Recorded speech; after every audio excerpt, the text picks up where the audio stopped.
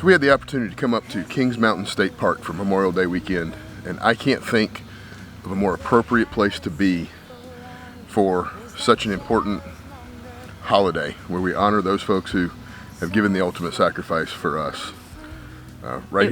It was gorgeous. It's right here next to Kings Mountain Military Park, and we were able to tour that.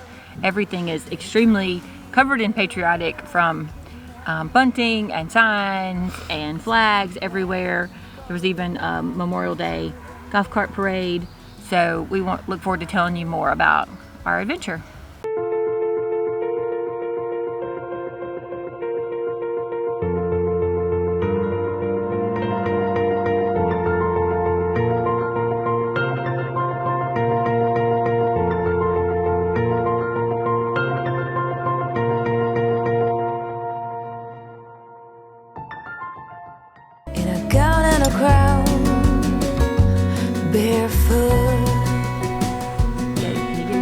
So we came up to Kings Mountain State Park for Memorial Day weekend. This was a great place to be for this holiday. Just the feel around here is one of appreciation for this country, patriotism for the sacrifices made, and it's appropriate because right next door is the battlefield for Kings Mountain battle from the Revolutionary War, which was a huge turning point in the Revolutionary War.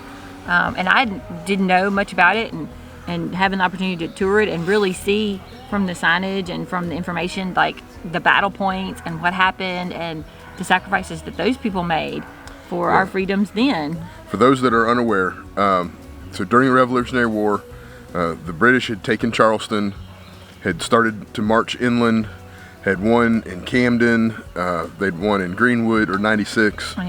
And Cowpens. And Cowpens, so the Patriots were kind of on their heels. And they had a little surprise victory at the Battle of Musgrove Mill. We've been there, we did a video, I'll put it, I think, up there. And we had a victory there. And after the victory, the Patriots kind of retreated back up into the mountains, and Patrick Ferguson was the commander there at Musgrove Mills, and he was ticked. He said, we don't lose, I'm going to show them. So he kind of came up in pursuit of those, what they called rebels, and was going to try and stomp them out. Yeah, and he had a huge reputation of being very high up in the British military. He was the expert marksman for the entire British military, as well as just had 20 years of experience. He entered the army at 16 and served the crown, and so he was a very prominent and distinguished leader for the British. So the Patriots kind of found out that he was coming for them. He wanted to come break their back, is kind of the phrase they used on the trail. And so they decided that they were going to play offense instead of defense, and they were going to come after him. And they caught him camped out on the top of Kings Mountain, which was not named after the King George, we found out. It was named after a prominent family that had settled in the area. And so the British military, the Tories, were stationed atop of the ridge, which should have been a very good spot for them. The Patriots kind of surrounded them and came up the hill. It was a very bloody battle. It only lasted about an hour, and it wound up completely destroying the Tories. And Ferguson died in battle, and once he died, the battle was over. The second died shortly thereafter, and the battle was quickly lost to the crown. One of the interesting things to me is that this is some of the first documented of the fight, almost like how you see in the movie The Patriot. The British had this very disdainful view of these mountain men and these country people from the Carolinas and how they lived, and really kind of got it handed to them because they fought in that regimental British style. They had trained with these the bayonets, with the bayonets and the red, and they're up close. And the Patriots really came in the Indian style. They hooped and hollered and they had charged behind trees. And they had excellent marksmanship. They were able to hide behind the trees and and kind of pick them off. Pick them off one at a time, and it was the turning point for the war in the South, and it was some of the interesting things we learned while touring there yesterday. On the 150th anniversary of the battle, which was October 7th, 1780, is when the battle happened. So in 1930, Herbert Hoover came to commemorate the battle, and 75,000 people showed up and covered the side of the mountain to hear Herbert Hoover talk about that battle. So there's actually a stone where he stood to give his talk. Just the forms of patriotism of remembering those people who fought for our original freedoms, our original being America, and having that right. One of the other things too is that it labeled itself really, the Revolutionary War, as really America's first civil war, because so many people were fighting against their neighbor and their brother. They said about 1/3 were loyalists and 1/3 were patriots, and 1/3 just kind of wanted to keep the status quo. But even at this battle, they said there would be brother against brother, or neighbor against neighbor. And then some of the way the tide turned really is that some of the loyalists changed sides in the middle of the battle. In the middle of the battle, there was like, oh, I don't want to do this anymore. And some of Ferguson's arrogance also led to his downfall, because there were several times where his troops wanted to surrender, and there was evidence where he had gone through with his bayonet and chopped down white flags and refused to surrender. But also he wore this very vibrant checker patterned cloak that had been made for him in a southern town, and so those women told them, look for this guy, this is their leader. And so he was taken down, even though he had more skill and more preparation. Also, one of the things I read, about 1/3 of the munitions in the South were in that camp and were recovered by the Patriots, which is one of the reasons why this battle was so pivotal and really turned the tide. After this, Cornwallis was on his heels the rest of the time in the South, and it's a very important battlefield. So it's really neat to have this state park right here next to it. And it's a gorgeous site. Right now, the museum entrance inside is not open, but it's a 1.5 miles, but it is all paved trail. There are some rather steep parts. I mean, you are kind of going down the mountain and around, because you're kind of... The trail takes you along kind of where the battlefield lines were. So you start, or the way we went, we came around the bottom, the base of the mountain, and then you come up the mountain and you kind of pinnacle at the peak where the camp was, and you see where Ferguson was buried, where he fell when he was shot. Of note, he was the only British person in that battle. Everybody else was American. Americans that were fighting for the crown. One side or the other, yeah. So.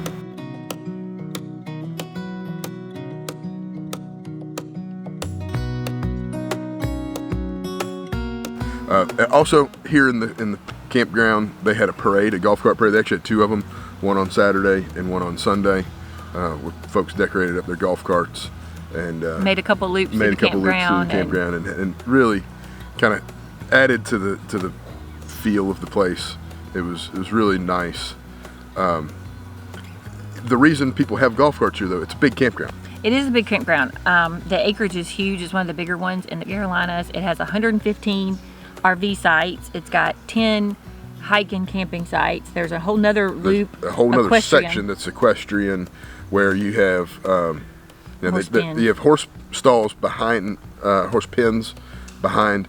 It didn't look like they had electric and water in the equestrian. There was central waters around. There was some hose bibs kind of out in the middle, so you have to get your water and bring it over. And there's 2 lakes with entry points for kayaking or canoeing or boating. Lots of trails here, some really nice trails. One, probably the more significant trail, actually connects this park, the national park, and North Carolina State Park that's just on the other side. There's also... you can actually hike to the military park, and there's also a lot of equestrian trails, and you'll see, and if you look at the map, some of the maps say things like this one's hiking only and this one's equestrian and hiking, and so kind of check to see where you can go and what you can do in the different areas. But there was a ton. One of our favorite things, I think, that we did yesterday on the park is we went down to the dam. So one of the lakes has got actually a CCC built Lake Crawford Dam, and it's gorgeous to me. It's just this stair step carved granite, beautiful area, and it kind of dips into a small stream, and there's lots of rocks, and people were down there kind of playing in the water, kind of hopping the stream. The kids got really excited to figure out if they could get across without getting their shoes wet, and it was just gorgeous. It was beautiful. And then when you could get up on top of the dam and see the lake, people fishing and kayaking and things from there, but to me, the dam side, it was just gorgeous. And I know it was built 90 years ago. We also went down to the other lake, Lake York. Lake York's a little bit bigger. It's way bigger. There is a boat put in that you can pull your car right up to for kayaks. They rent John boats there to go fishing. One thing kind of surprised us is we're at that put in. It's kind of a little narrow channel that kind of meanders a little bit before you get out to the big water. So just kind of come prepared. You gotta navigate. And this was our first time in the inflatable kayak, so it was like, okay, we're going this way. Okay, then we got to go that way. Yeah. And so it made me a little nervous of, like, in my mind, I was expecting, like we've seen at Poinsett, a big lake, you just kind of right off the edge and you can see us and we're paddling. And this was like, okay, right now we're in the tree cover, and there was some shallow areas, but it seemed very, very active. Like while we were there, several large groups put in. It's a $5 launch fee to be paid either there in a little drop box or at the camp stores. Yeah, it's a neat little, one of the things to do while you're here.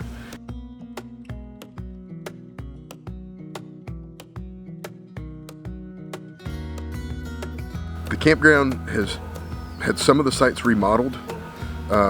They just added, for 30 sites, they upgraded to 50 amp electrical service, all new electrical and all new plumbing for those 30 sites. They've also taken out a lot of trees. Right. We can see a lot of space. They've thinned a lot of trees, especially close to the road.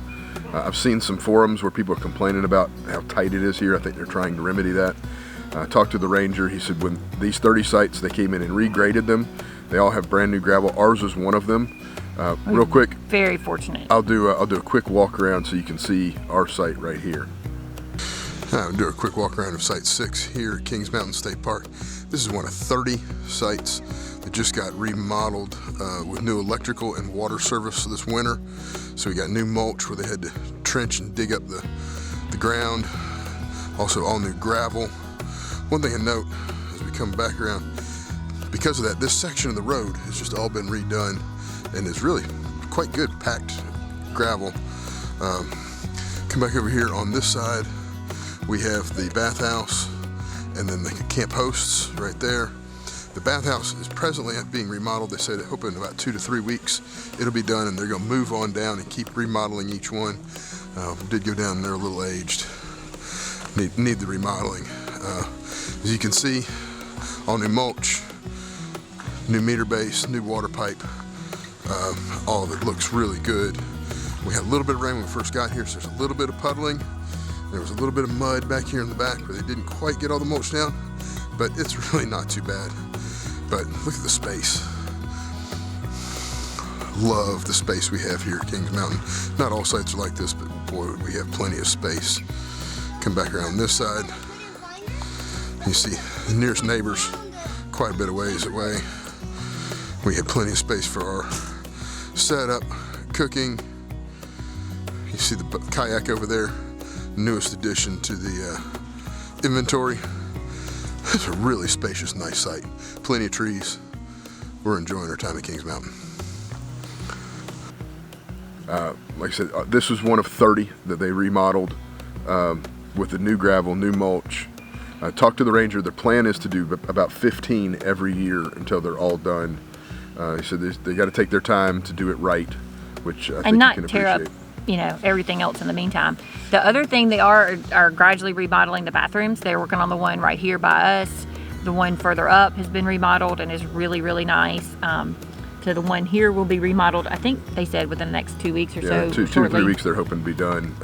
As we're doing this, I just saw some guys walk in with paint, so they're painting. So it made me remember. The other thing too is there's a lot of activity at this park. There's a really nice playground, but there's also a pit for a big, if you want to have a group fire. If you had several campers hanging out, and there was a huge big fire pit that's just beautiful and was full of wood. There was cornhole there as well. Across, horseshoe pit. There was a horseshoe pit. Across from that, there's some swings and a horseshoe pit. So there was a lot of activity. It's a busy park. There's lots and lots of people on bicycles and scooters and golf carts. So it's a lot of fun to see a lot of activity go through. Yeah, a couple of the sites of note that we really liked, if I hold my sheet properly and not upside down, site 90 and 92 look amazing. They are the primo ones. Big pull through with step down terraces with timbers. 86 is also nice. Doesn't have the step down terrace, but has plenty nice of space. Big pull through. And you back up just to the wood, so you're just looking at green trees and. The 11 through 21 looks really tight. That little loop is close, and 11 and 21 back up right next to each other. Yeah, the campers that were in there this weekend literally were like within a couple feet of back to back, and one of them had a big giant window. It was like, oh, they're just looking at the back of somebody I hope they're else. friends with those folks. We hope they're friends. Those would be great buddy sites. If you got some friends that you want to camp with. But that loop down there was tight, so just be aware of that. Some of them were really, like 17 had a great view, 17, 18 had great views, but they're right, well, we were here, there were little teardrops in there, so they were probably really perfect for them. But you were trying to get a big fifth wheel, or even our camper would have been really snug. Yeah, and some of the older sites that haven't been remodeled, they do look like they're somewhat unlevel, so you're going to need to come with plenty of leveling blocks and come prepared and you're kind of up in the mountains. You kind of just have to expect that in this part of the state. So one of the other things that we did with the kids, and I think there are sometimes that there are live reenactments at the Living History Farm, but there is a collection of buildings there. They aren't all original. There was a farm on that property in the early 1700s through, I think they said 1950, but the buildings have just been brought in from different areas to just showcase what a farm would look like from the early 1800s. So they have everything from the smokehouse, the chicken coop, to the small home, to a blacksmith shop, looming. They've got the sorghum facility. That's right. They're probably the biggest and probably one of the newest. They actually had a cotton gin. A mule-driven cotton gin that you can kind of see the engineering and thought that went into, and the effort that went into. The huge beams that they had to do and make, and it was amazing. But they also had, they had a lot of horses, but they had apple trees and they had pear trees. They had grape vineyards, showcasing that, if a family wanted something, and I think that's something we try to impart to our kids, is like, we didn't have a grocery store, or they didn't have a grocery store like we do. We can't just run to Aldi. We had to, if they wanted apples, if they wanted sweets to make jam, it all had to be grown there. Right. There was a huge chicken coop. There was a big smokehouse. I'm sure at that farm would have had. And a farmhouse. This is the house that they live in. It was, and the sign said that house had been lived in until 1970. I can't imagine it was modern. I can't imagine anybody living in it in modern times, because it was not modernized. No, it was just it was beautiful. I mean, it's a gorgeous. The workmanship, you could tell, was there in all the things. There are also horses. There is an electric fence. A mule and a donkey and as well, some horses. But it's like a split rail fence that looks like what's keeping them in their paddock. But there is an electric fence on the other side of that. So if you've got children that run ahead, like ours, just be aware. We were very fortunate that there were already people standing there that were like, oh, it's an electric fence. As my daughter was like, horses. We were very thankful that somebody noticed that. But there was clover, and we were kind of tossing some clover over to them. They were beautiful, well taken care of horses. They obviously have several pastures that they migrate to.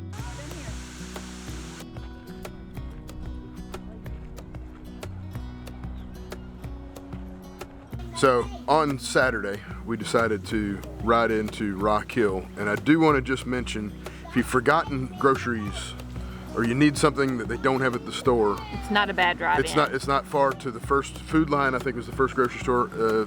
13 miles, I think, is what it says. About 20 minutes. There's also a really big gas station there that looks like it's plenty of room to pull in with a camper. So and there's a big Dollar General, and there's several things right there. But we passed, and you'll probably pass it if you're coming in South Carolina, a place called Bush and Vine. Huge farmers market, produce stand. It was really cool. we went in the morning, so it was very busy when we went, but it had all the fresh produce from different farmers in the area, but it also had homemade ice cream they were serving. They had strawberry, vanilla, and like a blend. And slushies, all from their produce that they've raised. They did, and they had some they had some like eat right there, like eat today kind of stuff, because the kids got a peach, and then they went and sat out in the behind. They had kids play areas. They had swings, they had tractors they could climb on.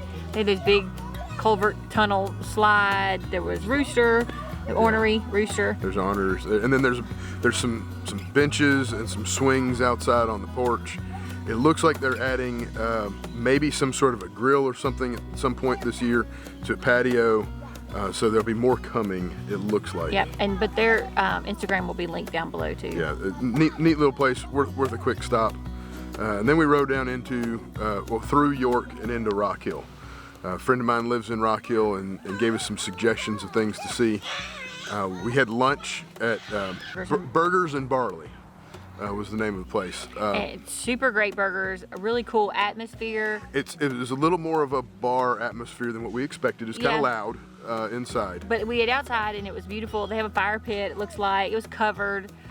It is really close to Winthrop, but it's not, I wouldn't say it was a college scene place though, because it did have, the prices were a little higher. Yeah, it was a little pricey for a lunch burger joint, but the burgers were fantastic. I had the Fratty Melt, which was served on Texas toast instead of a bun. With, I think if I'm remembering right, Swiss and Monterey Jack maybe, but with onions and mushrooms sauteed, with the cheese melted over the top of it, and then a really yummy, tangy sauce it's kind of their specialty sauce. And I actually went with a salad, but it was like a tri-tomato, but it had a fried green tomato, it had candied bacon, it had smoked pimento. It wasn't very healthy for me salad-wise, but you can also get a burger or chicken on the side there. Got the burger patty, which was excellent. I don't know what the vinaigrette was, but it was very, very good. But there was even black bean burgers, chicken, fried chicken, grilled chicken. You could build your own with any kind of patty. There was even bison, I believe. Yep, that's right. So you could take, we want this kind of bun, this kind of patty, chicken or beef or bean, and then add everything under the sun. So it was a lot of options, and it was very good. I will say, you'd probably drive by and miss it if you don't know where you're looking for. Look for the McDonald's. It's kind of there's not much to it except for one sign that says burgers on the side, but it's across the street from Winthrop University. Excellent service. Yeah. Then we rode downtown Rock Hill.